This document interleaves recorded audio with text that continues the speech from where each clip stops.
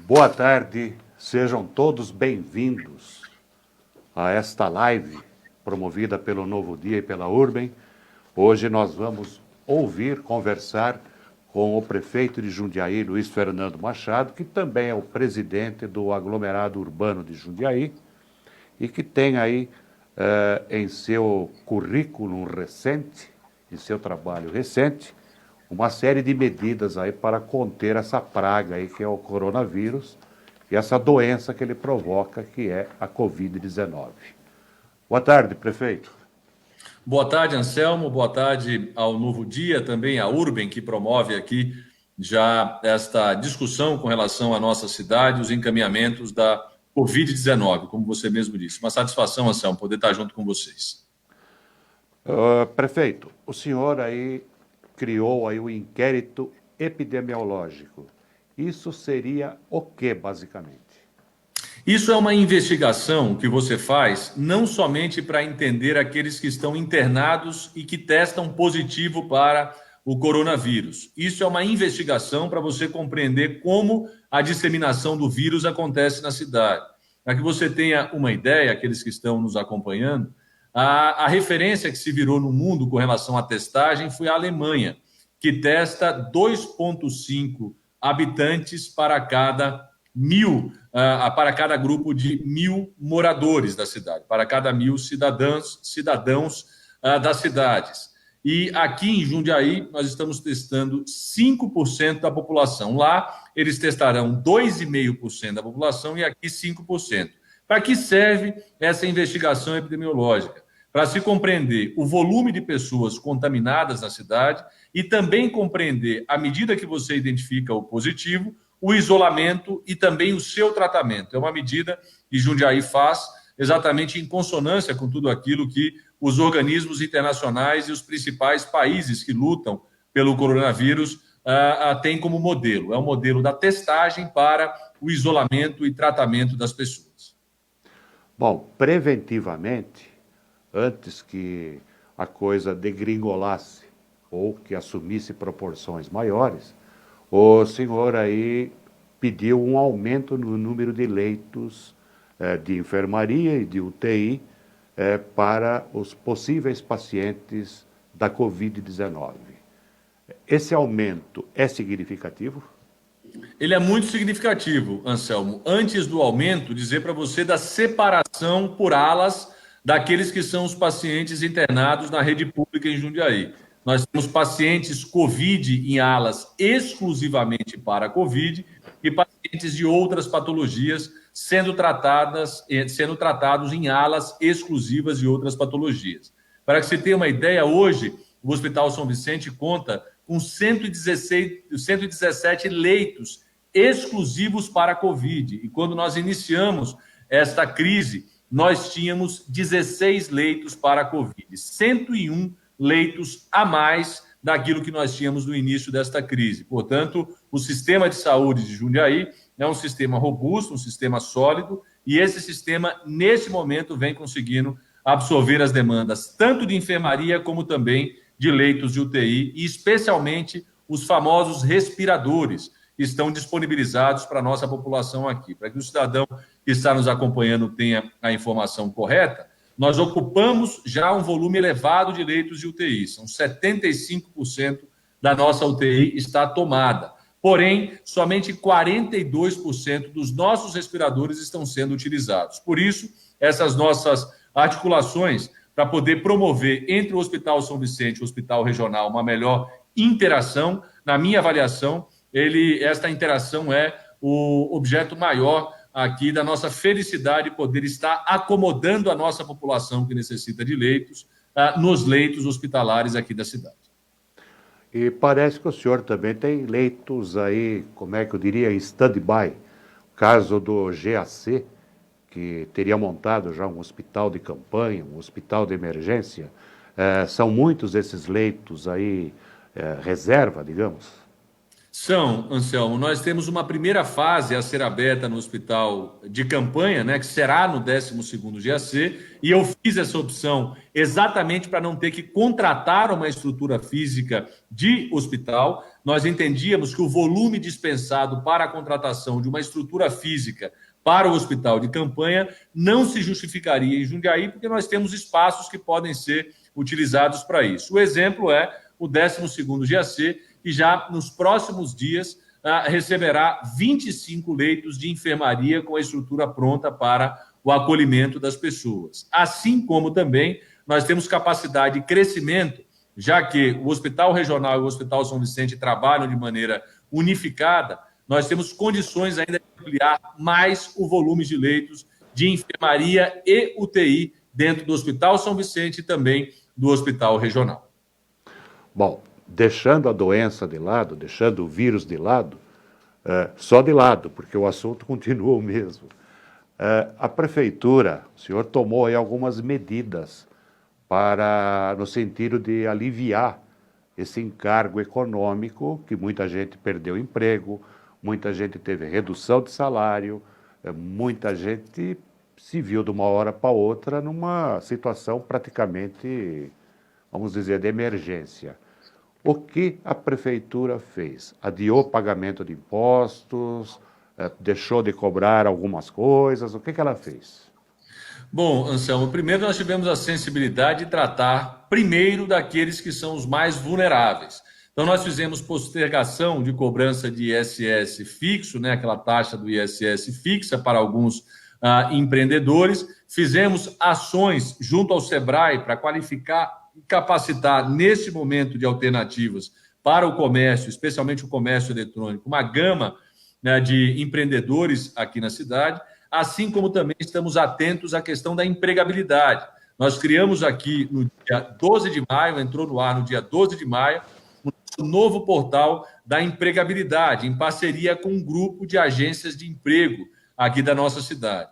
As medidas, naturalmente, de natureza tributária, elas não são medidas que o município consegue absorver. Essas medidas devem necessariamente vir do governo central, como fez recentemente, editando uma medida de auxílio aos municípios. Então, é importante dizer que o Estado e a União, eles têm um aspecto de distância da realidade local. E nós que estamos próximos da população, como já dizia André Franco Montoro, e são os prefeitos, né, a vida acontece nas cidades, estamos tendo esse encargo e essa responsabilidade, Anselmo, de dar manutenção à prestação do serviço público. Por isso, e nós aguardamos que as medidas de incentivo à economia, especialmente as medidas que vêm alavancar aqueles que são os empreendedores, possam vir do governo central, do governo federal, que é quem tem condições de fazer, por exemplo, emissão de título da dívida pública, capitalizar o país rapidamente, encontrar modelos que sejam modelos de fortalecimento da economia, que são medidas de natureza exclusivamente federal. Mas aqui em Jundiaí nós tomamos, como disse, estas iniciativas, a Jundiaí Empreendedora, são 140 ações que estão pautadas exatamente para que o nosso cidadão possa ter a sua vida, especialmente no seu comércio, retomada de uma maneira diferente do que já havia sido estabelecido no passado. Além do portal de empregabilidade e também a redução que nós fizemos, como você mesmo já apontou, e a postergação de alguns tributos aqui da cidade. Particularmente em termos, né? O prefeito reduziu seu salário, o vice-prefeito, secretários, funcionários comissionados e também os vereadores seguiram essa linha. Eu ouvi de um presidente de Câmara de uma cidade aí que isso seria inconstitucional, porque o salário só pode ser votado para a próxima legislatura. Está bem embasada essa decisão sua, dos secretários e dos vereadores? Nós entendemos, Anselmo, que no momento de tranquilidade, você pode fazer a arguição dessas inconstitucionalidades, como até mesmo representantes comissionados da Assembleia Legislativa de São Paulo fizeram e conseguiram a derrubada da redução salarial lá na Assembleia Legislativa de São Paulo por parte dos comissionados, exatamente em razão desse princípio que você trata, que é o princípio da irredutibilidade de vencimentos. Agora, o que nós estamos passando é a excepcionalidade. Nós estamos numa situação de calamidade pública. E o que nós procuramos fazer aqui, através dessas medidas, é dar uma demonstração à sociedade de que todos nós nos enfraquecemos com esta crise e que não é correto, não é justo que os políticos, especialmente aqueles que são eleitos pela população, também não quererem dar a sua cota de participação para o enfrentamento desta crise. Portanto, se você me pergunta se é possível que ações sejam propostas com esta natureza, eu acredito que sim, mas acredito também que aquilo que nós temos como respaldo é a excepcionalidade do momento, a calamidade pública que nós vivemos e necessariamente a necessidade de recomposição do caixa da Prefeitura Municipal, que não será recomposto com uma medida como essa, mas já é um início de recomposição, já que a circunstância que nos avizinha, que nos espera, é uma circunstância muito dura e extremamente difícil, Anselmo. Bom, a redução foi de 30%, né? Foi escalonado, prefeito e vice-prefeito e secretários 30%, e aí você tem diretores 20% e os cargos que têm o menor provimento já com uma redução menor, uma redução de 10%. Então, nós fizemos aqui de modo escalonado. E nós não fizemos para os servidores de carreira, porque estes sim, nós entendemos, estão sob a égide do princípio da irredutibilidade de vencimentos. Somente a Câmara Federal e o Senado da República poderiam alterar. Mas dentro dos cargos comissionados, há um consenso do próprio grupo que todos devem dar uma cota de participação nesse momento. Bom, a Prefeitura também tomou algumas medidas. Nós vivemos aqui na era digital, na era eletrônica, e a Prefeitura aí também tem algumas medidas assim, oferece algumas opções de informação, de aconselhamento via internet. Que tipo de medidas foram essas? É um chat. Nós temos um serviço de 156 que é muito utilizado pela Prefeitura, muito utilizado pelo cidadão para se relacionar com a Prefeitura Municipal.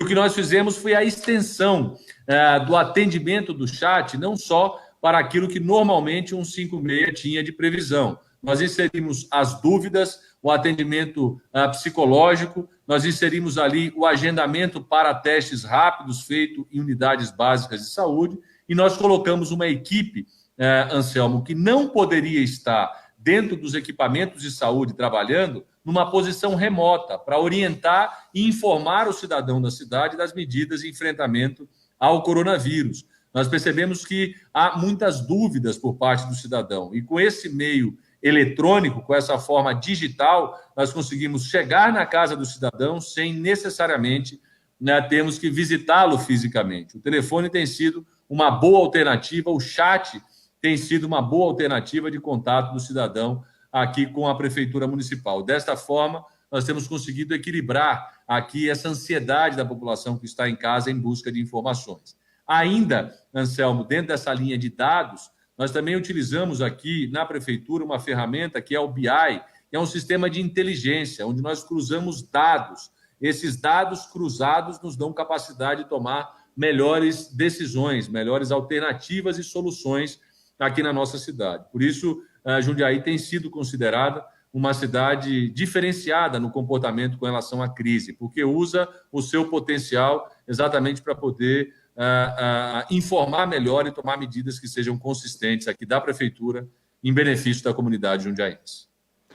Bom, ainda sobre a Covid, o governador João Dória, ele anunciou ontem uma possível flexibilização, uma linguagem popular, um amolecimento na quarentena.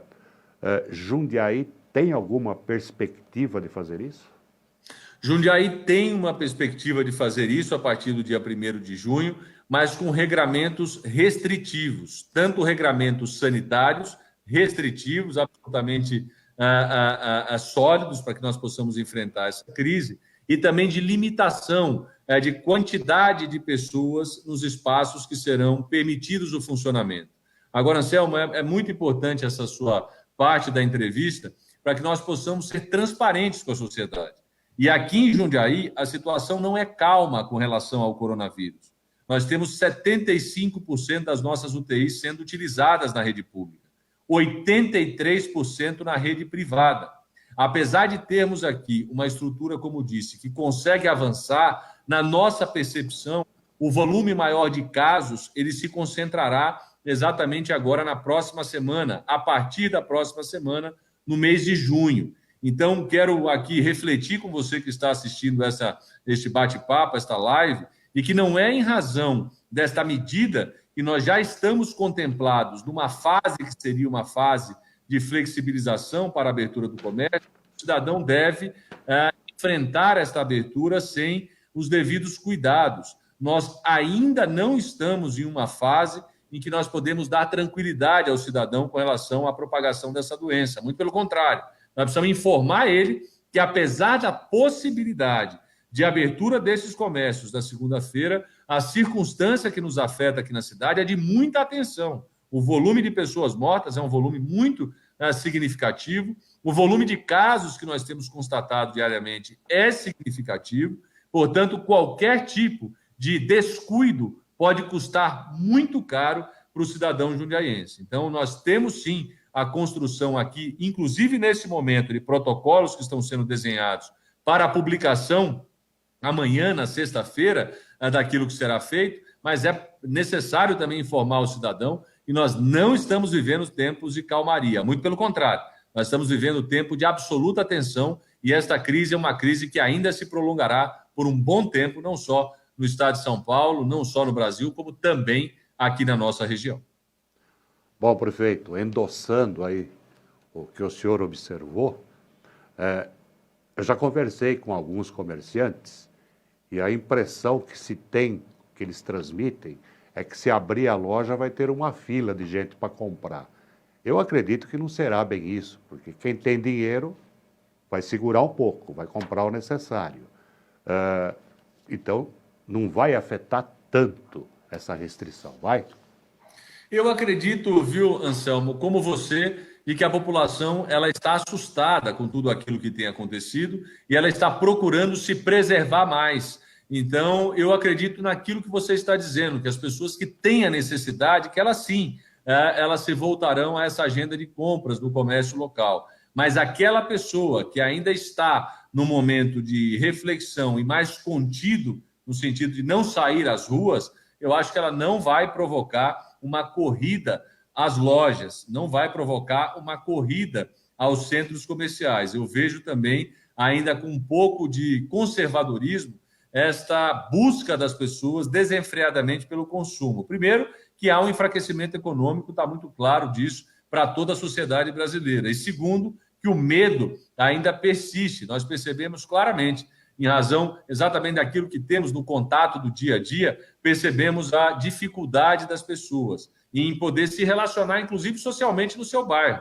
Ontem eu estive andando aqui pela cidade, eu fui visitar alguns bairros, visitei algumas comunidades, e você percebe as pessoas dentro de casa, você percebe as pessoas usando as suas máscaras, visitei obras, e nestas obras, onde tinha gente passeando, tinha gente andando, nós percebemos que sempre sozinhos, ou no máximo com a pessoa que mora conjuntamente na casa, e isso é o reflexo exatamente de que, apesar da flexibilização ser uma realidade a partir do dia 1º, eu não acredito também, como você, que as pessoas vão buscar, já a partir do dia 1º, uma corrida para os espaços que estiverem abertos. Eu não vejo que isso será uma realidade da nossa cidade num curto espaço de tempo. Uma pergunta que nos foi enviada antes de iniciarmos essa live, esse bate-papo, foi em relação a preços. O pessoal, mais de uma pessoa, reclamou que os preços sofreram alteração, principalmente gêneros alimentícios e produtos de limpeza. O PROCON está fiscalizando? O PROCON está fiscalizando, e não só o PROCON, como nós também aqui fizemos uma reunião com a diretoria da APAS, que é a Associação Paulista do Supermercadista, cobrando que isso não seja feito. E o que nos veio de resposta, inclusive com a presença da direção do PROCON, que é necessário fiscalizar os supermercados com relação aos preços praticados, sim, mas que os supermercados também disponibilizem para nós as notas da indústria, para entender se o supermercado está repassando o aumento ou se ele está ampliando as suas margens. Eu estive com esse setor há 30 dias, 40 dias atrás, e eles já me mostravam notas com relação ao leite, Anselmo, dizendo o seguinte: olha, Luiz, o preço que nós pagávamos no leite, está aqui a nota. E olha esta última nota que chegou do leite. Então, nós não estamos aumentando na prateleira para aumentar o lucro, nós estamos somente repassando aquilo que nós estamos tendo de aumento da indústria. Então, somente para ser correto, essas fiscalizações estão acontecendo e nós estamos nos atentando a este aspecto, não somente do preço praticado na prateleira, mas especialmente o preço pago por esse supermercado. Basta comparar a nota da compra de janeiro, fevereiro, março, abril, maio, basta se fazer um histórico. E nós não tínhamos uma necessidade, por exemplo, de aumento de preço de leite, já que havia muita oferta, há muita oferta de leite. Então, nós percebemos, neste caso, que foi a indústria quem fez um aumento elevado. Mas nós temos, sim, nos atentado a isso e o PROCON está agindo. As denúncias que, porventura, a sociedade tenha, pode nos encaminhar que nós vamos agir e fiscalizar esses estabelecimentos. O leite foi o item mais citado. E agora uma pergunta. O PROCON de Jundiaí, ele tem autonomia, teria autoridade, por exemplo, de fiscalizar uma indústria ou de punir uma indústria que tenha praticado abuso? Uma indústria localizada em outro lugar? Não, a indústria não. Mas ele tem condição de fiscalizar e encaminhar para o PROCON São Paulo para que busque as providências. E isso tem sido feito. Hoje o PROCON São Paulo é dirigido pelo Fernando Capês, que tem uma relação direta aqui com o Adilton Garcia, que estava na direção do PROCON, e agora a Gislaine é quem está dirigindo, e as ações são feitas coordenadamente pela ação local do PROCON e também pela ação estadual. E nós temos remetido isso também, Anselmo, a outros organismos de controle e fiscalização, para que não permitam que essa prática abusiva aconteça aqui na nossa cidade. O Fernando Capês, se não me engano, ele foi deputado estadual, né? E ele veio do Ministério Público, né? Ele é promotor de justiça, ele e a esposa. Então ele é uma pessoa, digamos, gabaritada para fiscalizar e para punir esse pessoal que está abusando. E tem muito abuso. Tem. Infelizmente. É o jeitinho brasileiro. Mais uma pergunta que nos chegou antes. Qual a previsão, se é que existe previsão, de se autorizar eventos com 50, 100 pessoas, ou seja, reuniões assim festivas? Último na retomada. Ontem, aqueles que perceberam o plano divulgado pelo governo do Estado de São Paulo, o plano de retomada, perceberam claramente que há 5 fases.